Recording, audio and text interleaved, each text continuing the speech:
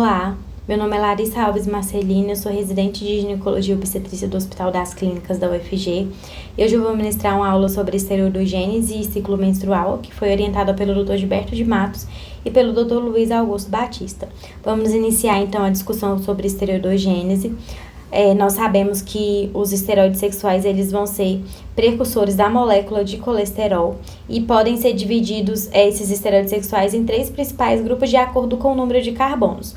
O grupo derivado do pregnano, que tem 21 carbonos, que vão dar origem às progestinas e aos corticoides. O grupo derivados do androstano, que tem 19 carbonos e vão dar origem aos androgênios. E o grupo derivado do estrano, que tem 18 carbonos e vão dar origem aos estrogênios. Como eu falei, o colesterol ele é a base de toda a esteroidogênese e ele pode ser tanto sintetizado in situ através do acetato no tecido ovariano, como ele pode ser também proveniente do colesterol sérico que vai chegar às células ovarianas através da circulação sanguínea, sendo inserido na cascata da esteroidogênese ou estocado como éster para um uso posterior. As lipoproteínas, elas vão ser as moléculas que vão estar responsáveis por carrear o colesterol na corrente sanguínea. E essas lipoproteínas, elas vão ser compostas por colesterol livre, tanto na superfície da molécula, como no esterificado no seu interior, também por triglicerídeos no interior da esfera, por fosfolipídios na superfície da molécula e por apoproteínas de superfícies que vão ser responsáveis pela miscibilidade dessas lipoproteínas no plasma e na água, conferindo esse caráter de carreadores do colesterol na corrente sanguínea. A entrada do colesterol nas células, ela vai se dar através do receptor do LDL. Então, o LDL vai ser o principal carreador do colesterol, como a gente vai ver nos próximos slides. Isso é muito importante porque o estrogênio, ele vai suprimir a produção do LDL, enquanto os androgênios vão estimular essa produção do LDL. Isso confere um risco cardiovascular menor para a mulher na idade reprodutiva do que nos homens, justamente porque na idade reprodutiva ela tem uma maior influência do estrogênio. As três classes de esteroides sexuais que são produzidos nos ovários são os estrogênios, os progestagênios e os androgênios. Nos ovários, os androgênios eles vão ter uma importância mais como precursora mesmo do estrogênio. E a gente tem uma diferença aqui na suprarrenal, por causa das reações de 21-hidroxilase e da 11-beta-hidroxilase, além da formação de androgênios, a gente também vai ter a formação de glicocorticoides e de mineralocorticoides que não é formada nos ovários.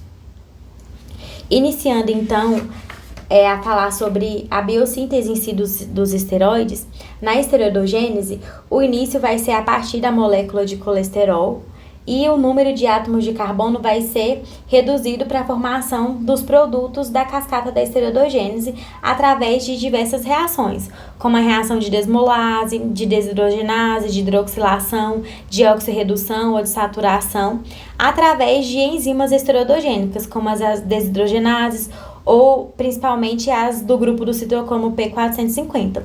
Como a gente pode ver na imagem ao lado, elas podem estar presentes tanto na mitocôndria como no retículo endoplasmático e elas vão ser muito importantes nessas reações porque vão catalisar as principais reações da cascata da esteroidogênese. E a gente tem uma enzima do citocromo P450 que é muito importante, que é a P450 aromatase, que vai estar relacionada à aromatização, que a gente vai estar discutindo a posteriori. A primeira etapa da biossíntese dos esteroides sexuais é a conversão do colesterol em pregnenolona. Isso vai acontecer como? Na célula ovariana, o LDL ele vai promover a entrada do colesterol através do receptor de LDL e esse colesterol ele pode ser tanto livre como esterificado. E aí, através da hidroxilação dos carbonos 20 e 22, com a clivagem da cadeia lateral, a gente vai ter a conversão do colesterol em pregnenolona na mitocôndria através da enzima do citocromo P450. Existem diversas proteínas que vão regular a transferência do colesterol. Essa proteína é a principal proteína que vai levar o colesterol da membrana externa da mitocôndria para a membrana interna, onde vai ser transformada em pregnenolona. Ela tem uma importância maior porque ela está relacionada principalmente à esteroidogênese mais aguda e ela vai aumentar assim a produção dos esteroides sexuais. Após a formação da pregnenolona, a gente pode ter duas vias principais, que é a via delta 4 e a via delta 5, para resultar na formação da androstenediona. A via delta 4 ela vai ser responsável pela formação da progesterona e a via delta 5 pela formação da deidroepiandrosterona. Na via delta 4, a 3-beta-hidroxiesteroide desidrogenase vai converter a pregnenolona em progesterona e a progesterona vai ter 21 carbonos. E aí depois vai formar a 17-hidroxiprogesterona, que vai ser o precursor imediato da androstenediona através dessa via. Na via delta 5, a pregnenolona ela vai ser convertida em 17-hidroxipregnenolona através do citocromo P450 e depois a 3-beta-hidroxiesteroide desidrogenase vai realizar a conversão dessa via até chegar na androstenediona, que vai ter os 20 carbonos. Depois da formação da androstenediona, para continuar a cascata da biossíntese, a gente vai ter as reações de aromatização, que vai possibilitar a formação tanto da testosterona, como do estradiol, como da estrona. Aqui a gente tem que a androstenediona, através da enzima 17-hidroxiesteroide desidrogenase, vai atuar convertendo a androstenediona em testosterona, que vai ter 19 carbonos, e a testosterona, através da reação de aromatização pela enzima do P450, vai levar à formação do estradiol, que tem 18 carbonos. A gente também pode ter uma aromatização direta da androstenediona formando a estrona e essa estrona formando o estradiol e vice-versa. É importante a gente falar aqui que tem alguns medicamentos que atuam inibindo a aromatase, ou seja, elas atuam inibindo a formação do estrogênio através dos androgênios. E os principais medicamentos que a gente tem é o anostrozol e o letrozol, e eles vão bloquear essa produção dos estrogênios e vão ser usados principalmente no tratamento hormonal de pacientes que têm câncer de mama. Entrando agora na teoria das duas células, dois hormônios, nós temos que os receptores de FSH, eles vão estar presentes nas células da granulosa e o aumento desses receptores de FSH, eles vão ser induzidos pelo próprio FSH. E os receptores de LH, eles vão estar presentes nas células da teca. Com o desenvolvimento folicular nas células da teca, isso vai levar a um aumento da expressão dos receptores de LH, a um aumento da expressão de enzimas do citocromo P450 e da enzima 3-beta-hidroxiesteroide desidrogenase. Isso tudo vai levar a um aumento da conversão do colesterol em pregnenolona, em progesterona e nos androgênios. Essa etapa do ciclo da esteroidogênese só acontece aqui nas células da teca. Então, é aqui nas células da teca que a gente vai ter a conversão do colesterol até os androgênios, através da ação principalmente do LH. Então, isso implica que toda a esteroidogênese ovariana, ela vai ser dependente do LH atuarem nas células da teca. À medida que o folículo for amadurecendo, as células da teca, elas vão aumentando a expressão do citocromo P450 e vão aumentando tanto a produção de androstenediona como a produção de testosterona para ser transportada para as células da granulosa e ser realizada a aromatização.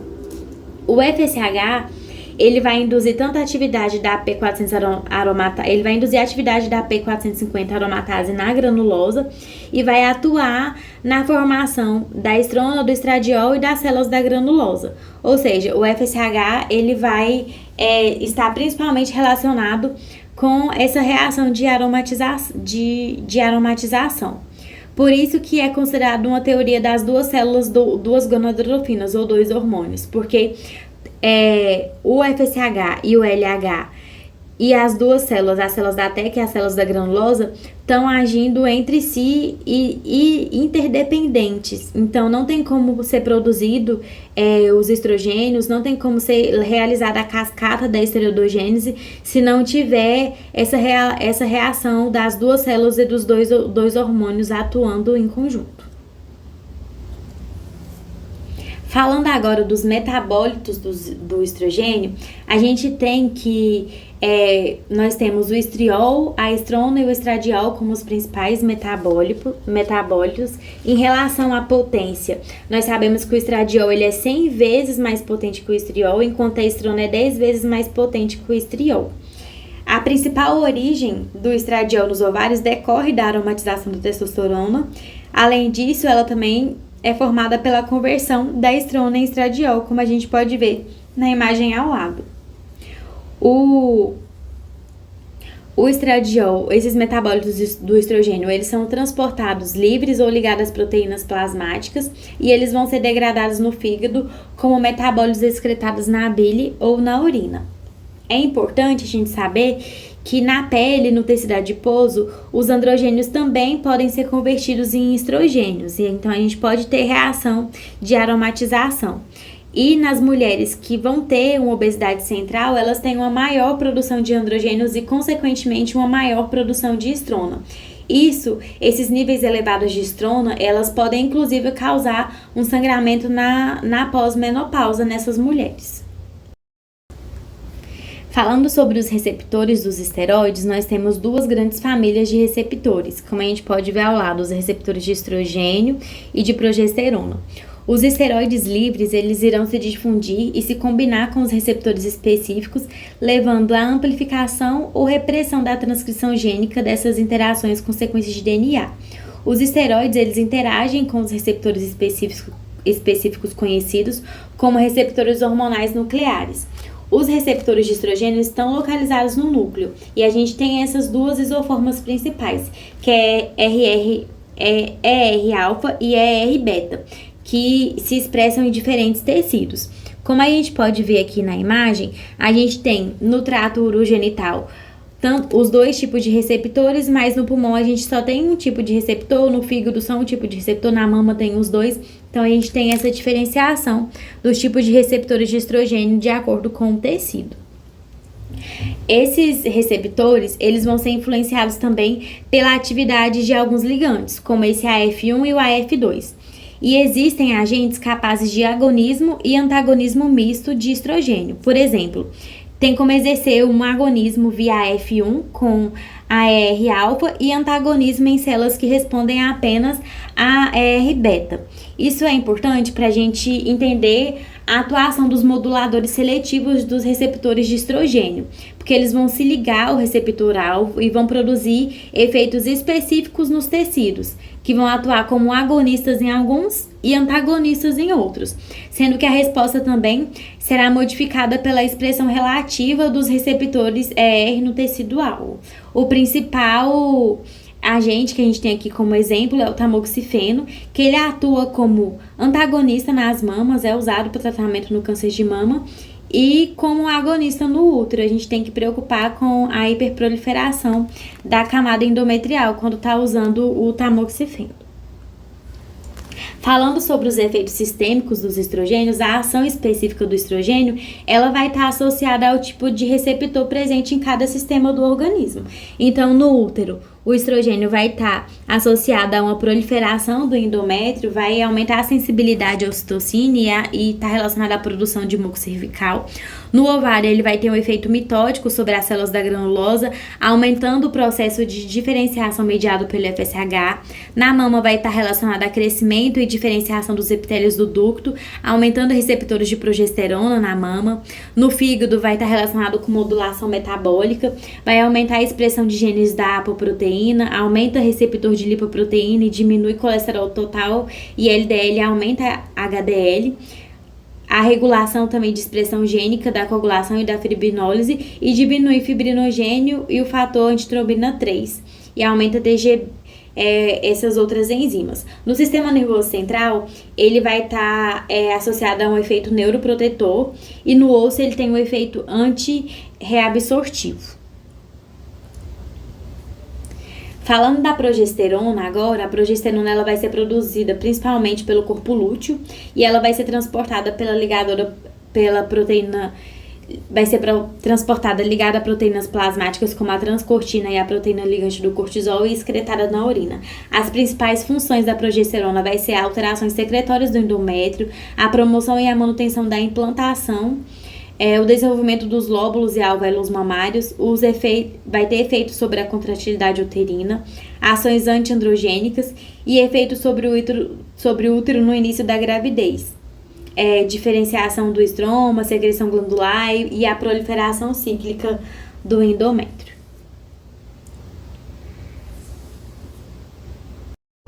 O ciclo menstrual ele tem uma duração de cerca de 28 dias, com a variação de 7 dias a depender de cada mulher. A fase que varia é a fase folicular. Isso porque a fase lútea ela tem uma duração estável de aproximadamente 13 a 14 dias. O fluxo menstrual ele vai durar cerca de 4 dias, com a variação de 2 dias a depender de cada mulher, com um volume de 20 a 80 ml de perda sanguínea. É estabelecido que o primeiro dia do ciclo é o primeiro dia do sangramento menstrual. É comum ter maiores irregularidades nos 2 primeiros anos após a menarca por causa da imaturidade do eixo e também uma irregularidade maior nos 3 anos antes da menopausa devido à síndrome climatérica. Para discutirmos sobre o ciclo menstrual, a gente pode dividir em ciclo ovariano e ciclo endometrial. O ciclo ovariano tem 2 fases principais, que é a fase folicular, que vai do primeiro dia até o dia da ovulação, e a fase lútea, que é após a ovulação até o 28º dia do ciclo. E a fase endometrial é dividida em fase menstrual, que são os primeiros dias, a fase proliferativa, que geralmente vai do 6º dia até o dia da ovulação, e a fase secretória, que é após a ovulação. Como foi discutido na aula de neuroendocrinologia, nós sabemos que a regulação do ciclo menstrual ela se dá a partir do eixo hipotálamo hipófise ovariano. Na infância, a criança tem o hipogonadismo hipogonadotrófico fisiológico e na menacme, com o surgimento dos pulsos de GnRH produzidos pelo hipotálamo, a gente vai ter uma elevação dos esteroides sexuais e o aparecimento dos caracteres sexuais secundários. Então, nós temos que no início da puberdade, o hipotálamo ele vai liberar pulsos de GnRH que vão estimular a hipófise a produzir as gonadotrofinas, que vão estimular os ovários a começar a produzir os esteroides sexuais, e isso vai levar ao aparecimento dos caracteres sexuais secundários e levar ao desenvolvimento dos ciclos menstruais. Então, a menstruação ela vai traduzir a integridade funcional e anatômica desse eixo hipotálamo hipófise ovariano. Falando agora de cada parte do ciclo ovariano, a gente vai começar discutindo sobre a foliculogênese, vamos falar sobre a ovulação e sobre a fase lútea. A foliculogênese ela vai iniciar na vida fetal, intrauterina, e ela vai ser independente das gonadotrofinas.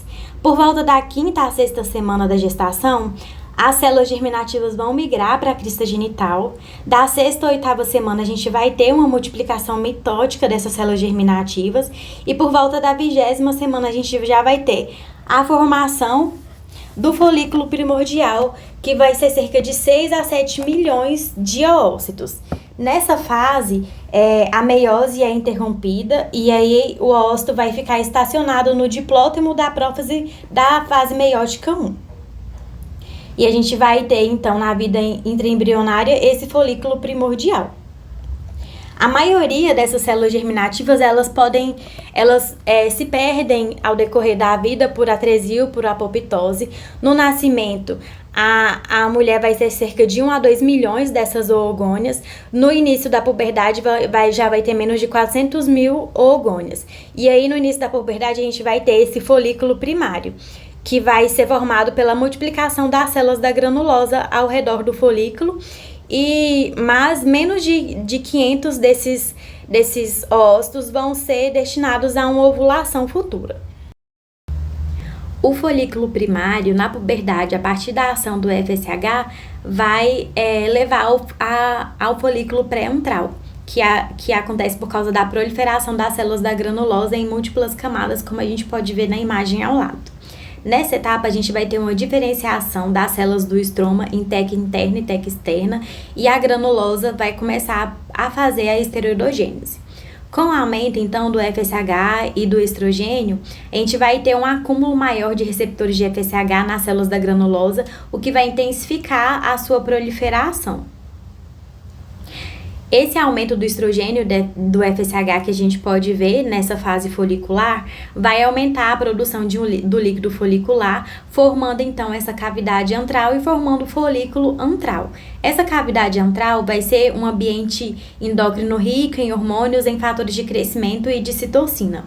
Nessa fase também, o FSH começa a induzir o desenvolvimento de receptores de LH nas células da granulosa para a posterior fase lútea, que a gente vai discutir adiante. Mas, o que acontece depois desse folículo pré-antral? A gente vai ter a seleção de um folículo dominante. Como que vai acontecer isso? O estrogênio ele vai exercer efeitos inibitórios no hipotálamo, diminuindo a secreção pulsátil do GNRH e na hipófise anterior, diminuindo então a resposta ao GNRH. Esse feedback negativo vai retirar a sustentação de gonadotrofinas dos outros folículos que são menos desenvolvidos. E o folículo que está mais desenvolvido, ele vai ter uma maior taxa de proliferação da granulosa, porque ele tem mais receptores de FSH no folículo que é dominante. E vai ter uma alta concentração intrafolicular de estrogênio, levando consequentemente a uma maior sensibilidade do FSH. E um desenvolvimento avançado da vascularização da teca, que vai permitir uma oferta preferencial das gonadotrofinas ao folículo dominante. Aqui também a gente tem a ação da inibina B, essa inibina B que vai ser secretada pelas células da granulosa na fase folicular e vai inibir a secreção de FSH, gerando toda a contribuição para a seleção de um único folículo dominante. Esse folículo dominante, ele vai ser o folículo que vai levar à ovulação em si. A gente tem que o folículo pré-ovulatório, ele vai sofrer a ação de um pico de estrogênio, cerca de 24 a 36 horas antes da ovulação. E a gente também vai ter um pico de LH. Esse pico de LH vai aumentar a superioridade androgênica nos folículos atrésicos e no folículo dominante ele vai promover a luteinização das células da granulosa, iniciando então já aqui a produção da progesterona. Nessa fase, o ócito ele já vai retomar a divisão meiótica que estava estacionada. A ovulação, a gente tem que o indicador mais confiável de que ela vai acontecer vai ser o pico do LH, que acontece cerca de 12 horas antes, e o aumento progressivo da progesterona. Então, com o aumento de FSH, de LH e de progesterona presentes nesse folículo pré-ovulatório, a gente tem a formação de enzimas proteolíticas, resultando na digestão do colágeno da parede folicular e também essas prostaglandinas agem fazendo a contração do músculo liso e levando à ovulação em si. As células da granulosa fixadas na membrana basal, nessa etapa, vão se tornar células lúteas para formar depois o corpo lúteo. Após a ovulação, então, com a formação do corpo lúteo, a gente vai iniciar a fase lútea do período ovulatório. Nessa fase lútea, o acúmulo de receptores de FSH na teca e na granulosa durante a fase folicular vai determinar o grau de luteinização. A angiogênese sobre as células da granulosa vai usar o LDL como substrato para a produção de progesterona. Aqui a gente vai ter um feedback negativo sobre as gonadotrofinas e o estrogênio, a progesterona e a inibina vão inibir um novo crescimento folicular. A duração média da fase lútea é de cerca de 14 dias, com a regressão espontânea do corpo lúteo entre 9 a 11 dias após a ovulação, caso não aconteça a gravidez. A regressão lútea é inevitável, a menos que ela seja resgatada pelo HCG da gravidez.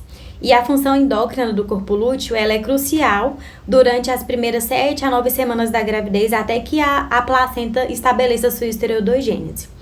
Como é que vai acontecer essa luteólise caso não aconteça a gravidez? A gente vai ter uma redução da secreção da inibina A, que vai remover a supressão hipofisária do FSH.